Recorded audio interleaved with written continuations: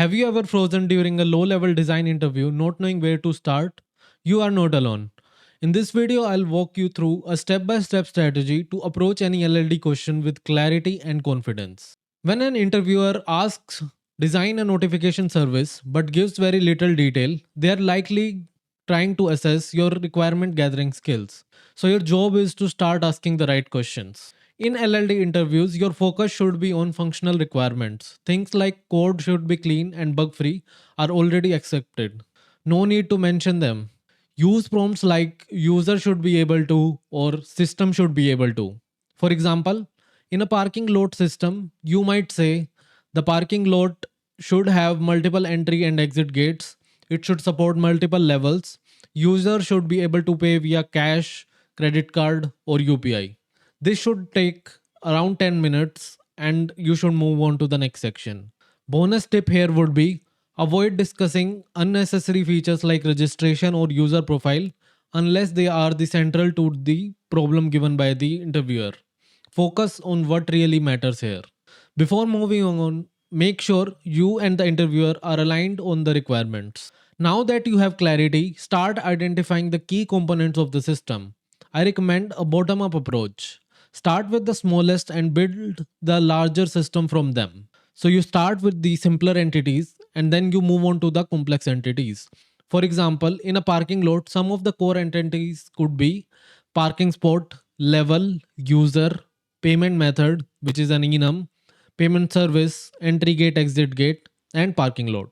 So the order which I have listed here is you first create a parking spot, and out of that parking spot you can build a level, and then from level you start with the user, then with the payment method, payment service, entry gate, exit gate, and the main part of the system, which is the parking lot itself.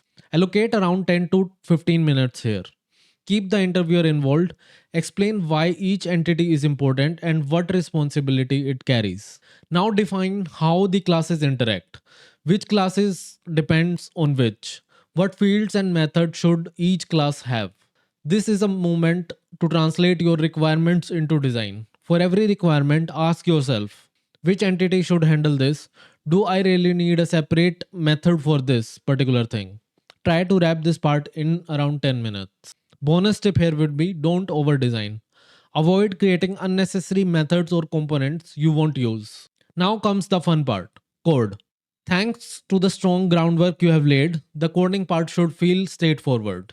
You have already defined your classes and their responsibilities. So you are just translating that into the syntax or the programming language you choose. This should take around 20 minutes. Pro tip here would be your speed and clarity here depends on how well you know the programming language that you have chosen. So practice beforehand the features and in and outs of the programming languages. For Java, it would be something like practicing Stream beforehand and knowing the various method inside Stream or your local date API. Once your solution is ready, take a step back. Walk the interviewer through your thought process. Answer questions like why did I choose this design? How does it follow the solid principles?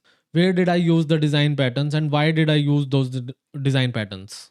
What are the trade offs and potential improvement in the system? This should take you around 10 minutes and it should be your final 10 minutes in the interview. And that's how you approach any LLD problem in interview. From requirements gathering to designing to code, all while thinking like a real engineer. If you found this video helpful, hit like and subscribe because in this playlist, we will be solving real world design problems step by step. See you in the next one and happy designing.